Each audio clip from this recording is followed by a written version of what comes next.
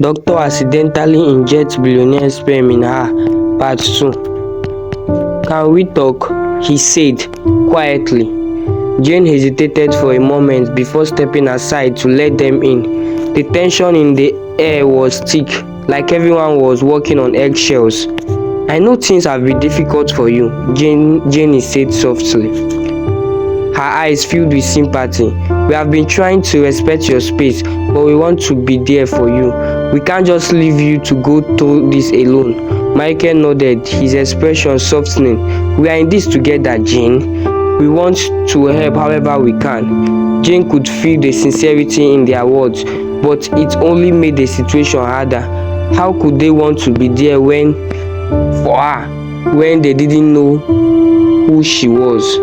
She wasn't sure if she was grateful or angry. She didn't know how to feel anymore. Jenny held out the small box. It's a gift for the baby, she said gently. We have been thinking about names, and we did love to help you with anything. You don't have to make all the decision by yourself. Jane's chest tightening as she looked at the box.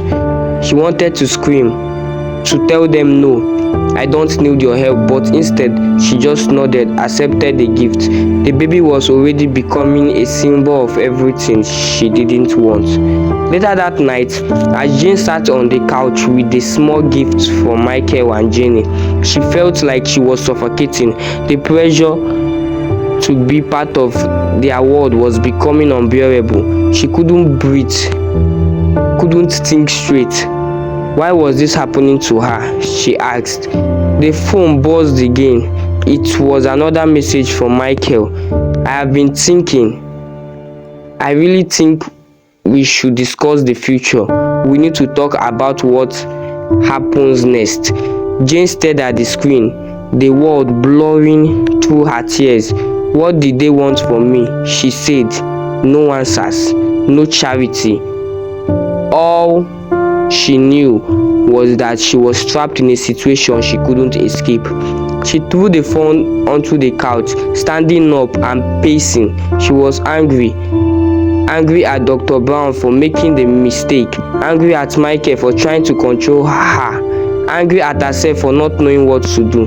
The world felt like it was closing in on her. She was overwhelmed, exhausted and scared, and every time she thought about the future, she felt like she was drowning in a sea of choices she didn't want to make. In that moment, she realized she couldn't do this alone anymore. She needed help, but the question was, who could she turn to? The next morning, Jane made an appointment with a therapist. She didn't know what else to do.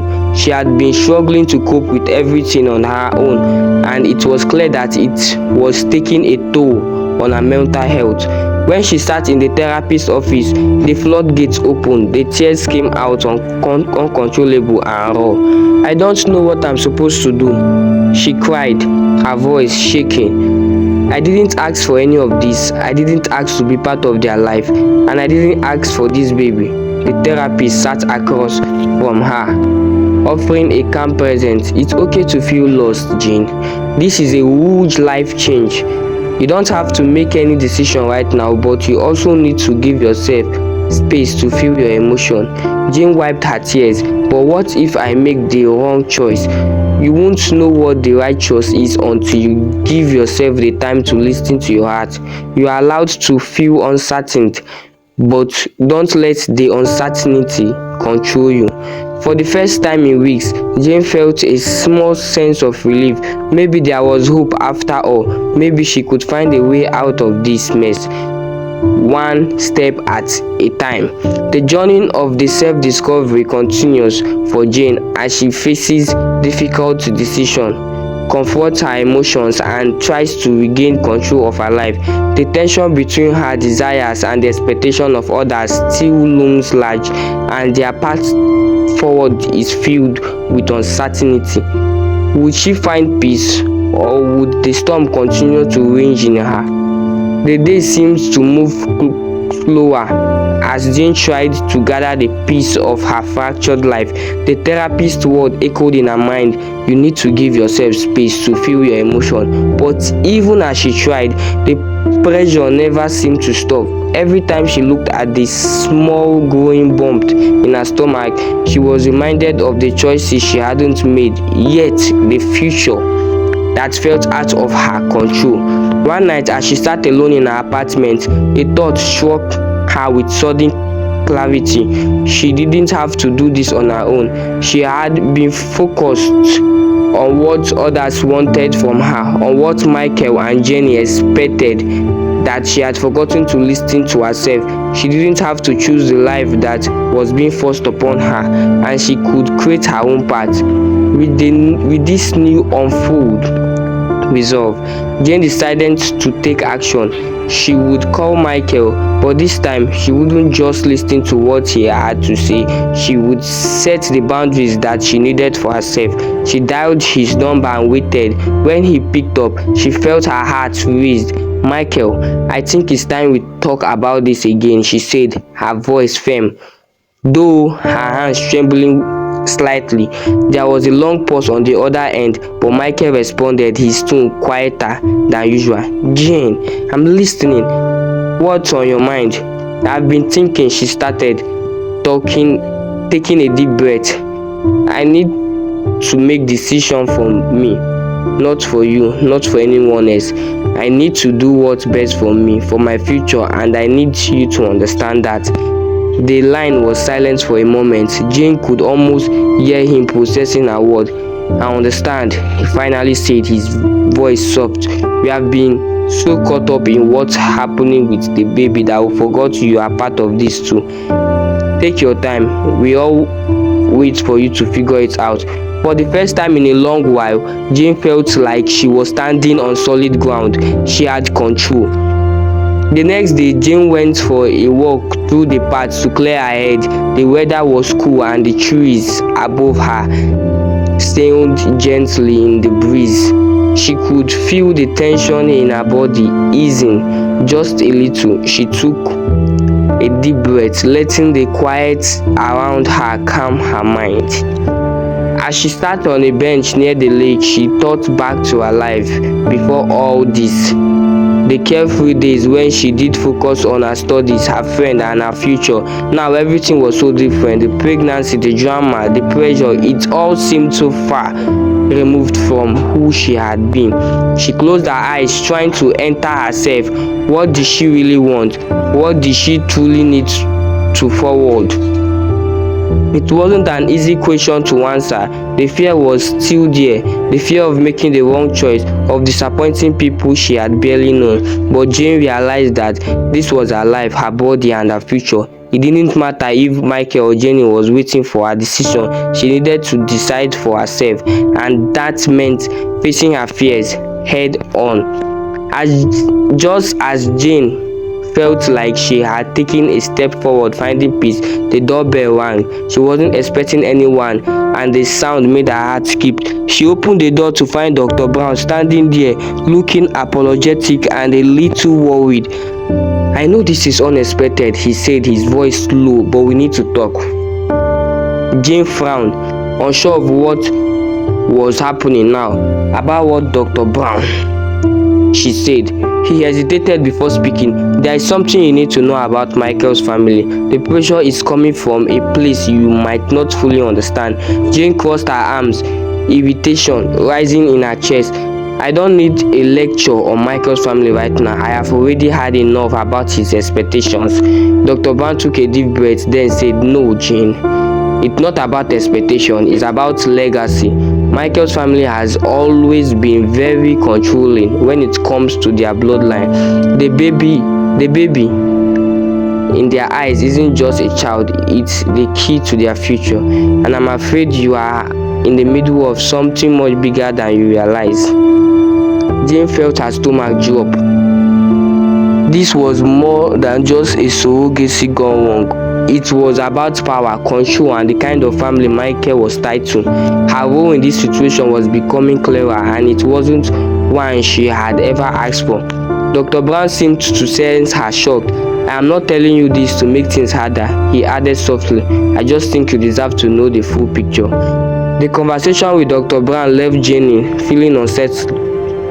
The knowledge that she was caught in the crossfire of Michael's family power struggle weighed heavily on her. She had never asked to be part of a legacy or to play a role in some family drama. She was just trying to survive.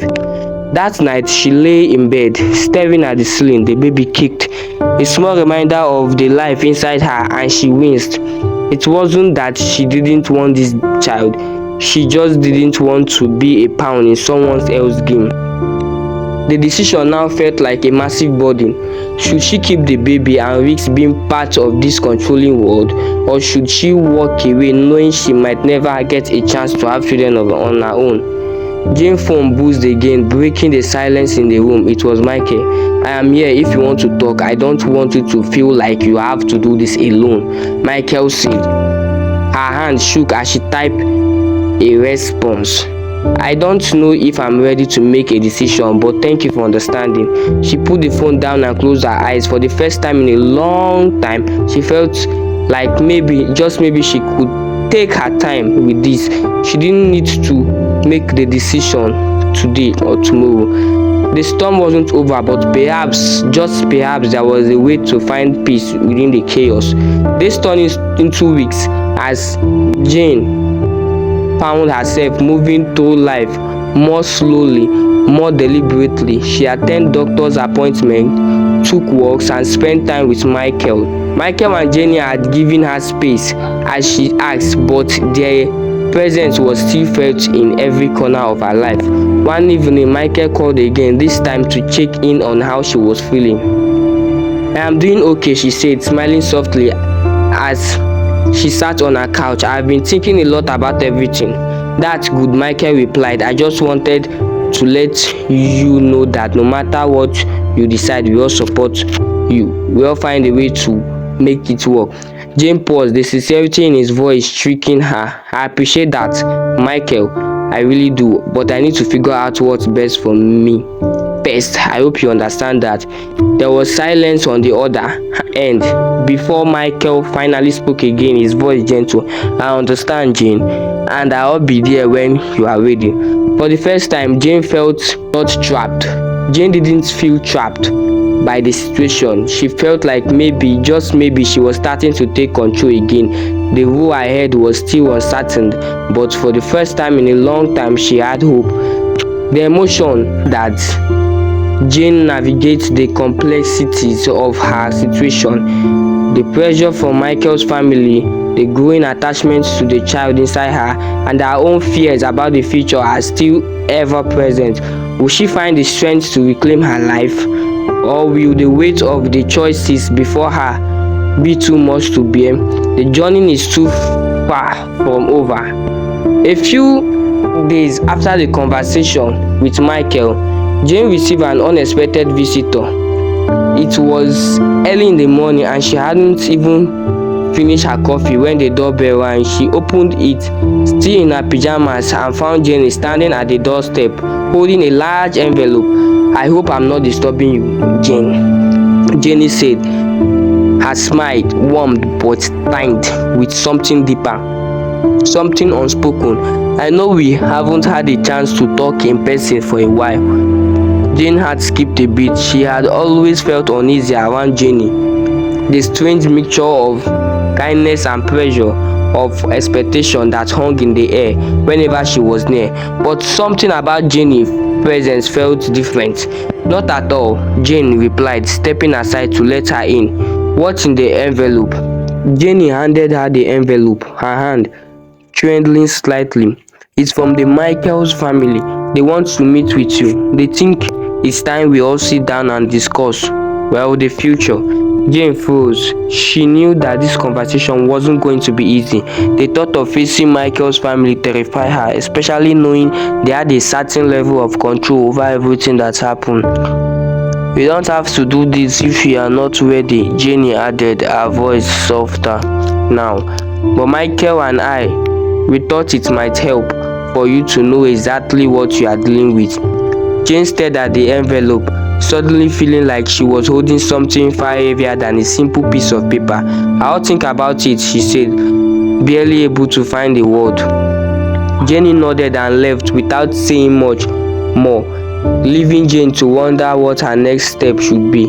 A week later, Jane found herself walking into the opulent mansion that Michael's family called home.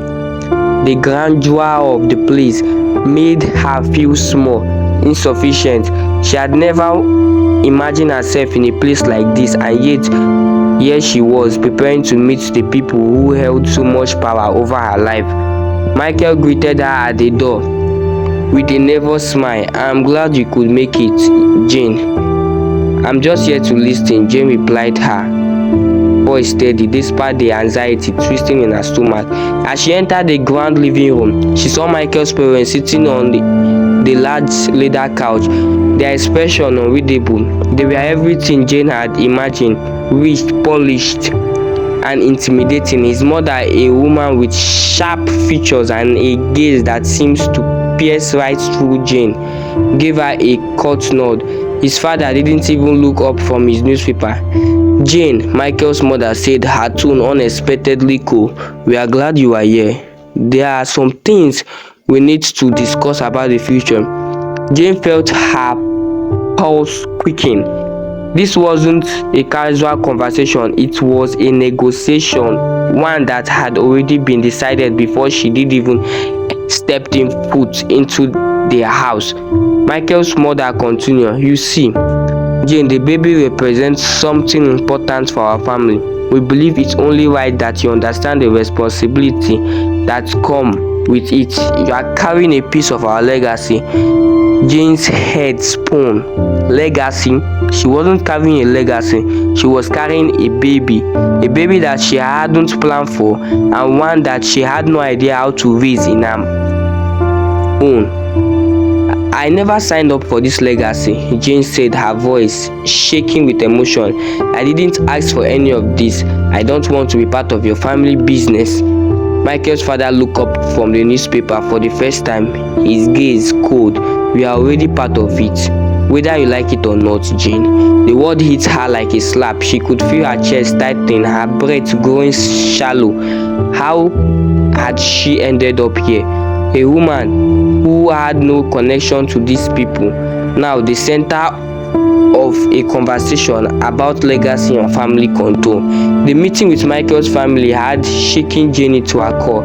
As she left the mansion, her hands were trembling and her heart was pounding. The pressure that had placed on her felt suffocating. She had always prided herself on being independent, but now she felt as if her life had been hijacked by people she didn't know and didn't trust. Back at her appointment, Jane collapsed onto the couch, her mind racing. What was she supposed to do? She had no family to turn to, no friends who could truly understand what was going on. Everything was spinning out of control. Her phone buzzed again. It was a message from Michael. "I am sorry for how my family treated you. They don't understand how difficult this is for you, but I want you to know, Jane, I'm here for you. You are not alone in this." Her eyes blurred with tears. How could she be alone when everyone around her had their own agenda? She closed her eyes, trying to steady her thoughts. She needed to take a step back. She couldn't let the situation break her. She had to find a way to regain control of her life, even if it meant walking away from the family that wanted to claim her as their own. It was clear now that her decision wasn't just about the baby. It was about her freedom, her identity, and whether she was willing to fight for it. Jane knew one thing for sure: she couldn't be part of these family plans, not unless she was in control of her own life. The storm inside her heart was only just beginning to stir. What would she decide? Only time would tell, but whatever came next, Jane was no longer willing to just go alone with it. She was ready to fight for herself. For the first time in what felt like forever, Jane woke up without the constant weight of Michael's family hanging over her. The morning light streamed through the window for a moment she let herself breathe. She could feel the baby moving inside her, a soft reminder that despite everything, there was still something pure in her. The night after the meeting with Michael's family, she had hardly slept. The word from his mother and father haunted her, but she did the quiet voice for the reason that had been growing stronger in her. This wasn't just about the baby, it was about reclaiming her autonomy, taking back full control over her future. I have to do this for me, Jane whispered to herself, her voice firm. She had always lived her life on her terms, and now it was time to fight for that freedom. She had to stop letting the pressure of others dictate her choices. Her phone buzzed, cutting through her thoughts. It was a message from her best friend, Clara. I'm coming over, we need to talk. Clara's visit always brought comfort, like a family anchor in a sea of uncertainty. Jane quickly replied, come over whenever you can, I need someone to talk to. When Clara arrived an hour late, she could tell immediately that Jane was struggling. The usual light in Jane's eyes seemed dimmer, overshadowed by a cloud of exhaustion and worry. What happened? Clara asked, her voice gentle as she sat down beside Jane on the couch. It's Michael's family, Jane began, her voice trembling slightly. They are pushing me into the situation where I don't have a choice. They act like this baby isn't just mine, it's theirs. Clara listened carefully, nodded as Jane poured out everything from the meeting to her growing frustration with the control Michael's family seems to have over her. Jane, you can't let them to do this to you, Clara said firmly. You have to take control, even if it means making her decision. They all try to manipulate you, but you are stronger than you think. Clara's words sparked something in Jane, a fire that she had almost lost touch with. She nodded slowly. I know I can't let them dictate my future. I need to take a stand. It felt like the first steps toward healing, as if by simple acknowledging her own power, she could begin to break free from the hold that had tightened around her. Later that day, Jane found herself standing outside Michael's apartment. She had asked him to meet her, and after some hesitation, he agreed. She wasn't sure what she was going to say yet, but she knew it was time for a confrontation. As she knocked on the door, her heart raced. She had so many emotions swirling inside her. Anger, fear, confusion, but above all, there was one thing she was certain of. She needed to set boundaries. Michael opened the door, his face lighting up when he saw her. Jane, I'm glad you are here. He stepped aside to let her in, but she didn't move. Michael, we need to talk. Jane's voice was calm, though inside she felt like a storm was brewing. He nodded, his expression serious. Of course, what's on your mind? Jane took a deep breath. I can't keep pretending that everything is okay. I can't keep letting your family control everything about the situation. It's not just about the baby anymore. It's about my life, my choice. Michael's voice softened as he stepped aside. I never wanted to put that kind of pressure on you, Jane. I didn't realize how much my family expectations were affecting you. I'm sorry. Jane looked into his eyes, feeling the weight of the moment. It's not just about your family, Michael. It's about me, and it's about the life I want for myself. There was a long silence between them, and for the first time, Jane could see that Michael was truly listening. Maybe he didn't fully understand before, but he was starting to. I want to make my own choices. I don't want to be part of a legacy I never signed up for. Her voice cracked a little as she spoke, but she held the gaze. I want to keep this baby, but I need to do it on my own terms. Michael's eyes softened and he nodded slowly. I understand. I will support whatever decision you make, Jane. If you want to raise this child on your own, I will be there to help. Jane felt the tension in her chest begin to loosen. For the first time in a long time, it felt like the world was no longer closing in on her. After the conversation with Michael, Jane felt like a weight she had been lifted out from. It wasn't that everything was fixed. It wasn't, but she had finally spoken her truth, she had taken the first step toward gaining control over her future. Over the next few days, Jane found herself thinking more about the future. She did always imagine a life that was full of possibilities, a life where she could make her own decision and shape her own destiny. She began to make plans, small ones at first. She reached out to a lawyer to discuss her rights in terms of surrogacy arrangement, and she also started looking into options for raising the baby on her own. She wasn't sure what the future would hold, but she knew one thing for sure: she wasn't going to let fear guide her anymore. She wasn't going to let anyone, not even Michael or his family, decide what her life would be like. Her phone buzzed again, and this time it was a text from Clara.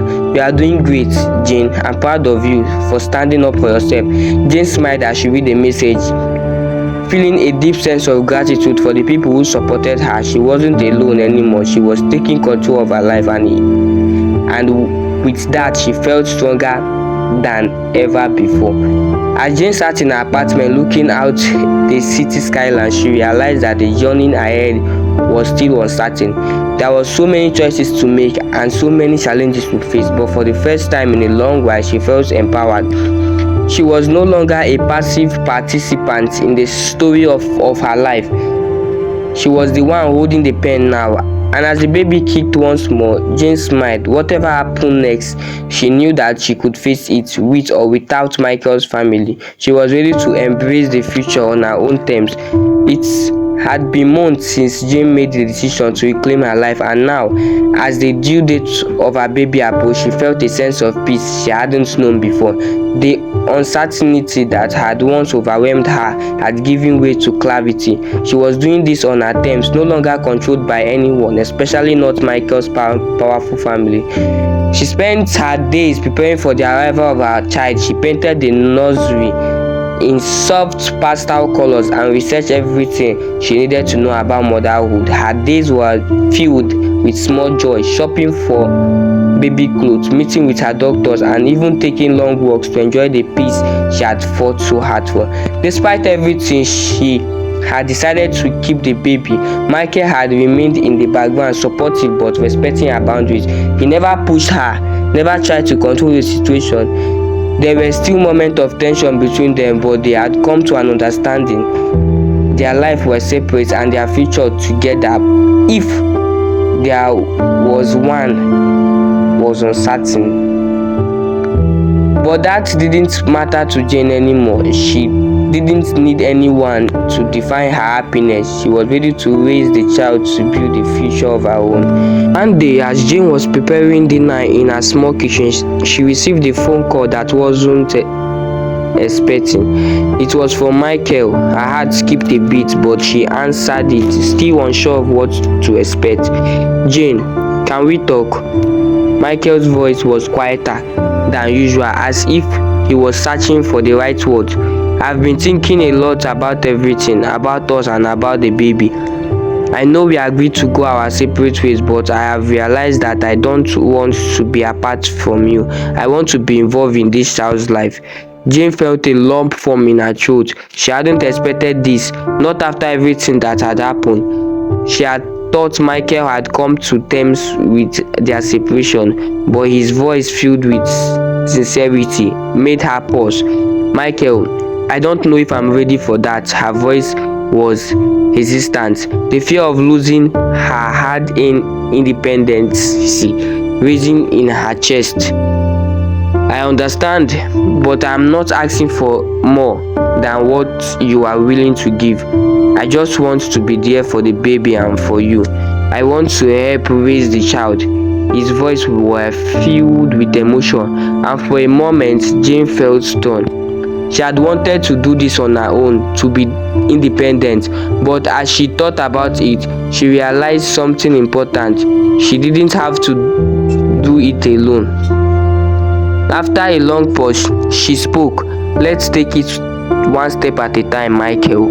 I'm not sure what our future holds, but I will allow you to be part of this baby's life if you can respect the boundary we have set." Michael sighed with relief. "Thank you, Jane. I promise I will respect whatever you need." As Jane ended the call, she felt a wave of emotion wash over her. Maybe there was a chance for them to rebuild something, but on her own terms. She would never go back to being controlled, but she also wasn't completely closed off to the idea of sharing this journey with Michael. It was a step forward. A few weeks later, after what seemed like an eternity of waiting, Jane went into labor. It wasn't an easy process. There were moments when the pain seemed unbearable, but through it all, she felt an overwhelming sense of purpose. This baby, this child, was hers to protect, love and raise, and she would do so no matter the circumstances. When the baby finally arrived, it was like the entire world shifted. Jane couldn't stop looking at her newborn daughter, her heart swelling with love and tenderness. The tiny hands, the delicate features, the warmth of the little body against hers. It was everything she had imagined and more. Michael was there just as he promised, but this time he wasn't taking charge. He was simply there offering his support, his presence. Jane could feel his presence as he held their daughter for the first time, tears in his eyes. "She is perfect, Jane." His voice was filled with concern. "She's ours." The word brought joy to Jane's eyes. It was true. The child was theirs, but in a way that felt different from the pressure and control Michael families had once placed her. She had created her own path to this moment. Months passed and Jane settled down into a new life as a mother. The challenges were immense, but they were hers to face. She learned to balance her independence with the responsibility of motherhood, and with Michael's help, she found a rhyme that worked for her. They weren't in a romantic relationship, but they had built something strong, a partnership based on mutual respect for the individual lives, with a shared love for their daughter. The baby was the glue that held them together. For the first time, Jenny felt totally at peace with the choices she had made. The tension for Michael's family had faded into the background, and Jane had regained control over her life. She was no longer just a passive participant in a story that wasn't hers. She had written her own narrative, one where her happiness confessed. She thought back to the days when she had walked into Michael's family mansion, feeling like a stranger in a foreign world that would have been full of expectations and pressure, but now it was a distant memory. Jane was no longer defined by what others wanted for her. She had built a life on her own terms. As she walked her baby to sleep one evening, Jane felt a sense of pride and peace that she had never before. She had fought for her future, and now it was unfolding in a way she had never imagined. Thank you. So thank you guys for watching this amazing story.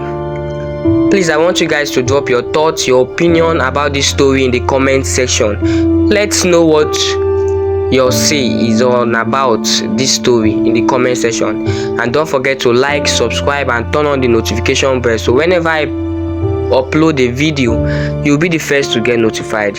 Thank you.